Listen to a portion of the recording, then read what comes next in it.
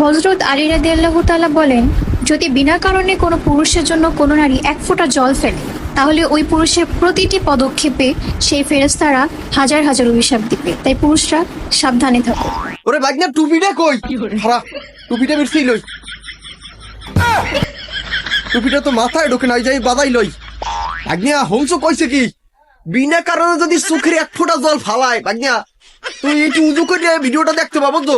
তুই তো আবার ওই মুইতে পানি ইলো না, তুই আবার কি কি করবো? যাই হোক, বিনা কারণে এক ফোঁটা পানি কিন্তু হালান যাবে না, বুঝলেন? হেলে কিন্তু ওই এই এই মাইয়ে কিন্তু অভিশাপ দেবে। এই মাইয়ের ভিডিও আপনারা যে যে দেখবেন 100 রুজু করে এইবার দেখবেন, মাইয়ে কিন্তু ওই পেট বাই করে এইবার কইতে আছে যে বিনা কারণে যদি এক ফোঁটা চোখের পানি বাইরে যায় কোনো রকম, হ্যাঁ কিন্তু আল্লাহ কিন্তু পাপ দেবে, বুঝলেন? সে কিন্তু উজু করিয়া ভিডিওটা হরছে। আপনাকে সবার দায়িত্ব মাথায় টুপি টুপি পরিয়া 100 উজু মুজু হরে ভাগনিয়া তুই ওদিকে সর, তুই এবার উজু টুজু ধর নাই। যাই হোক,